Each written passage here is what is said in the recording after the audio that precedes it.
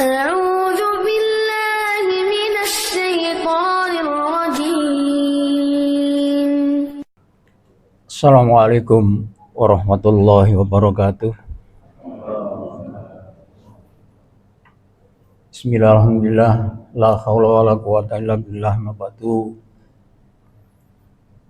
Wa qala ta'ala a'udzu billahi minasyaitonir rajim. Inna ya'juza wa ma'juza mufsiduna fil ardh. Sungguh Ya'jud dan Ma'jud itu adalah sekelompok pembuat kerusakan di bumi. Para jamaah sekalian, perkenankan dan izinkan kuliah subuh yang sekitar 7 menit ini kita manfaatkan untuk mengangkat tema Ya'jud Ma'jud. Mungkin kita pernah mendengar atau sudah tahu, bahkan masih ragu apa sebenarnya Ya'jud Ma'jud itu apa, atau mungkin siapa Ma'jud Ma'jud itu, kalau memang ada di mana. Apakah Ya'jud Ma'jud itu manusia atau malaikat, bahkan kelompok jin, atau bisa juga binatang, atau hanya sekedar sifat sindiran saja suatu kondisi keadaan yang jahat. Nah, inilah perlu menambah wawasan kita. Bahkan lebih daripada itu adalah lebih memantapkan akidah kita. Nah, kalau sudah kita ini mantap, insya Allah ibadah kita ini benar. Dan saya memang sengaja agak asing bicara ini. Saya sering ikuti kuliah subuh, bahkan tarawih yang di masjid kita ini, ya selalu bicara dengan masalah ibadah sehari-hari, dan itu penting. Walaupun masih ada diantaranya yang sholat kita lihat ini masih belum tumak ninah. Tapi itu memang penting. Kemudian lebih penting lagi bahwa kita harus memakrifati kondisi zaman yang sekarang kita sudah di akhir zaman dan katakan dekat kiamat. Nah, termasuk diantaranya dekat kiamat adalah ada munculnya Ya'jud Ma'jud. Dasarnya adalah ya jelas Al-Quran tadi sudah saya bacakan diantaranya, dan ada juga hadis, ada juga sejarah, bahkan penelitian. Apa sebenarnya Ya'jud Ma'jud? Ternyata memang menurut Al-Quran Ya'jud Ma'jud adalah manusia, sama dengan kita, anak turun daripada Adam, kemudian keturunan daripada Yafis bin Nuh. Nah, kalau Ya'jud itu muncul pada saat di masa Nabi Ibrahim, sedangkan yang Ma'jud itu munculnya pada masa Nabi Isa. Jadi ada dua kelompok manusia sama dengan kita. Nah, kemudian sekarang ada di mana kan ini? Setelah diteliti menurut Al-Quran, sekarang ini ada di dua gunung yang tinggi, yaitu di Tibet, namanya Gunung Kaukasus dan Gunung Himalaya. Di Asia Tengah separuh daripada benua Asia, yang pernah raja sekaligus Nabi Dzulkarnain itu mengurung karena sangat mengganggu, membuat kerusakan, membuat onar, membuat kekacauan, bahkan membuat kita manusia yang non Ma'jud itu menjadi menderita. Kemudian sekarang hidupnya ada di dalam perut bumi.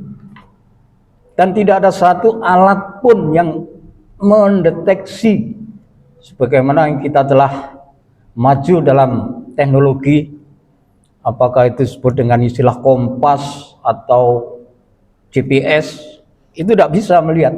Yang bisa melihat hanya iman. Hidupnya adalah sangat primitif. Dalam arti primitif ya, tidak satupun pakaian yang melekat pada dirinya dari telanjang, tidak pakai serandal terumpah, itu tidak pakai, dan tidak punya rumah. Tubuhnya kecil, kemudian tinggi sampai beberapa meter, pendeknya sampai beberapa senti. Kemudian bahasa tidak bisa dimengerti oleh siapapun, dan ini menurut penelitian. Nah, di dalam penelitian ini besar sekali biayanya. Yang ingin tahu, karena ada dalam Al-Quran, diteliti betul, jauh, dan tidak bisa dijangkau dengan kendaraan, harus berjalan kaki yang berhari-hari. Mereka tidak mengenal agama, tujuannya untuk memperbanyak anak. Dan nanti akan muncul di bumi ini, di negeri Sam, atau sekarang kita lihat di peta itu, di sana ada Syria. Kemudian akan merajalela ke seluruh penjuru dunia ini. Kalau sudah kiamat sudah dekat.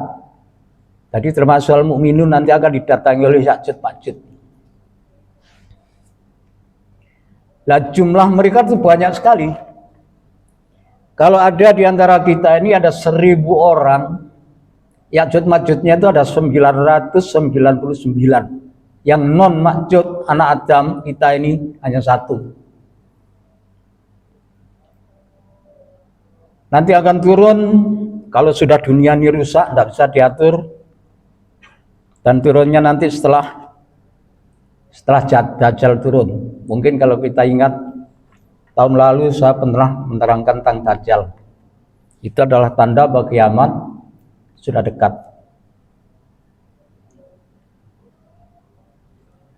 Kemudian dengan berkuasa selama 7 tahun,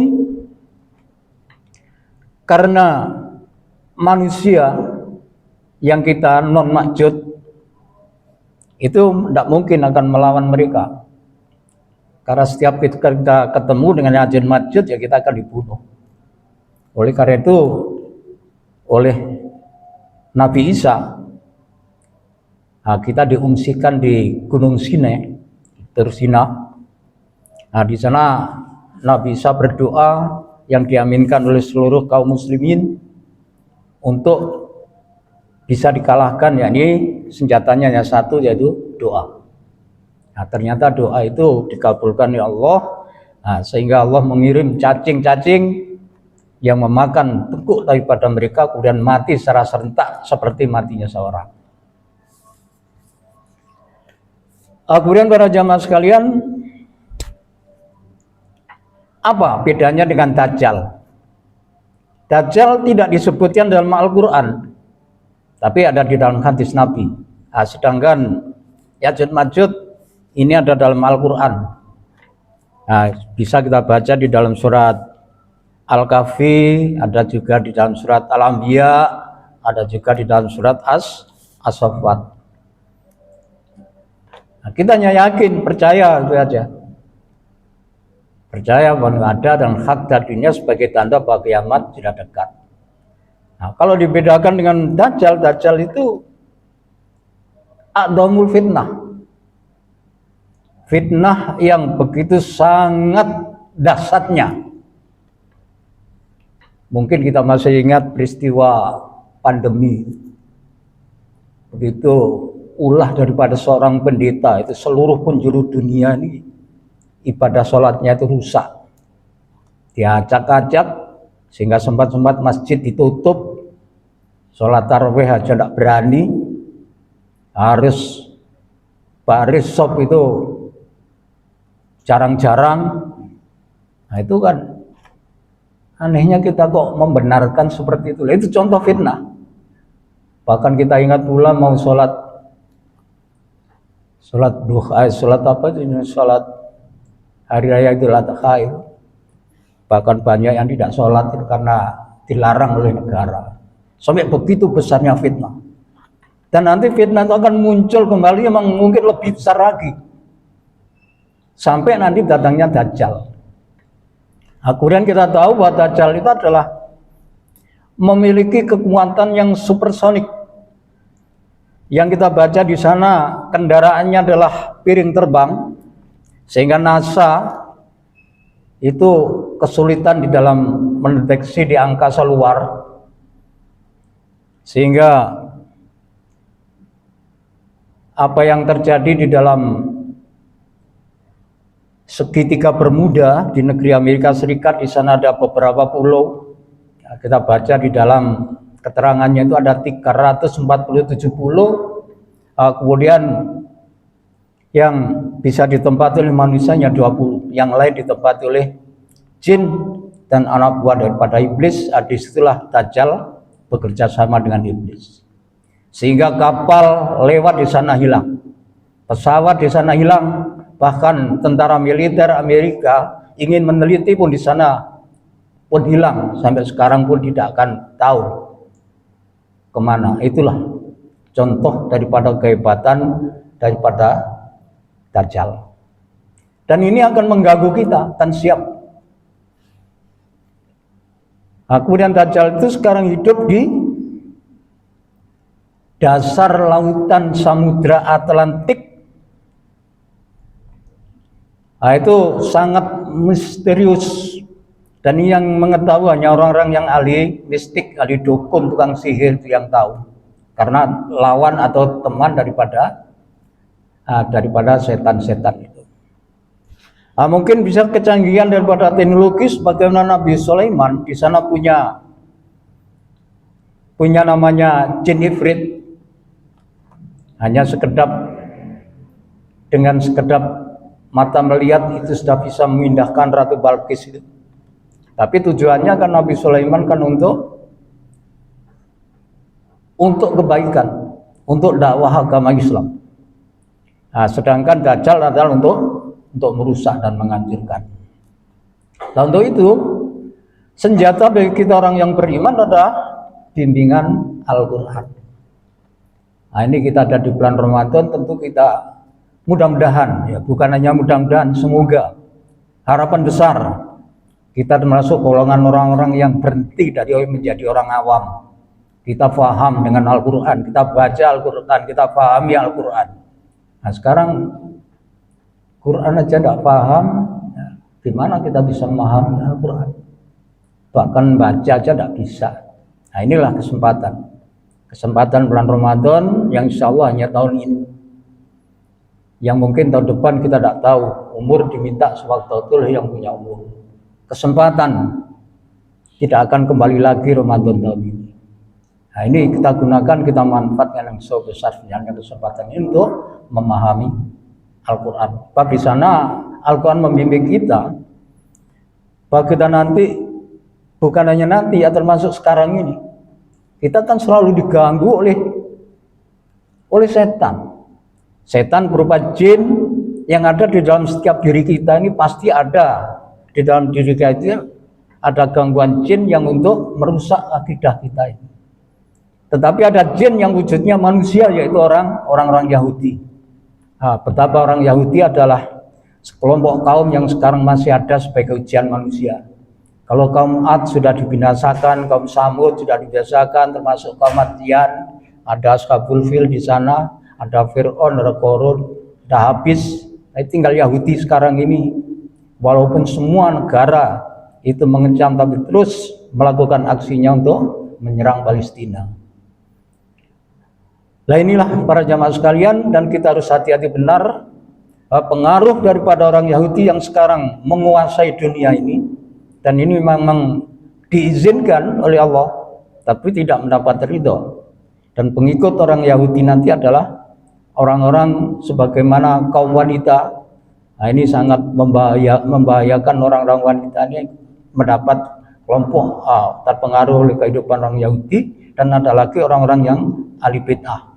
Jadi kita hendaknya bisa untuk memahami apa sebenarnya bid'ah, apa sebenarnya sunnah. Nah, inilah perlu adanya pembinaan seperti ini. Salat tarawih, ada ceramah, kuliah subuh. Cuma mohon maaf, subuh kita ini tidak seperti subuh di masjid-masjid lain. Maksudnya begitu subuh ada kuliah paling tidak namanya 7 menit, ya itu paling tidak lah 10 menit atau berapa jam. Tapi kita sudah 5 menit dan semua sudah pulang, kok tidak tahu, kok tidak kerasan di masjid. Padahal masjid-masjid lain kalau sudah subuh menunggu sampai terbit matahari, waktu sholat duha baru pulang. Dan ini mudah-mudahan kemudian dalam kesempatan di mimbar ini saya usul pada takmir kita sudah lihat di perpustakaan kita ini ada buku-buku tafsir, sudah saya baca itu sebagian, dan ada juga buku-buku hadis yang terjemahan itu bagus sekali. Cuma mohon ditambah satu lah, ensiklopedia akhir zaman, itu sangat penting sekali sehingga kita bisa mengetahui benar keadaan sekarang ini, marifat zaman bahwa kita ada di Mulkan Jabariyatan. Nah, kalau perlu tambah satu lagi, ada 2 buku. Yang satu adalah buku Nawaqidul Islami. Kita ini tidak sadar Islam kita sering batal, kita sering menjadi orang kafir, menjadi musyrik, tidak sadar. Nah, kalau baca buku itu kita akan hati-hati skill, sehingga ibadah kita akan tetap tertulis. Daripada nanti kita di sana melihat buku loh, padahal sholat kita setiap hari ternyata kebaikan kita tidak ada, karena waktu itu adalah habita maluhum, amal-amal kebaikan kita ini dihapus karena kita tidak sadar menjadi orang kafir, menjadi musyrik, tidak sadar. Padahal paginya Islam, sore jadi kafir, sore beriman kafir setelah menjadi kafir. Itulah, kalau ingin tahu bagaimana bukunya, silahkan sempat ke rumah saya baca. Saya sudah baca 5 tahun yang lalu sampai sekarang, saya ulang buku itu dan saya bisa hati-hati sekali dalam beribadah ini. Demikian, semoga bermanfaat. Wassalamualaikum warahmatullahi wabarakatuh.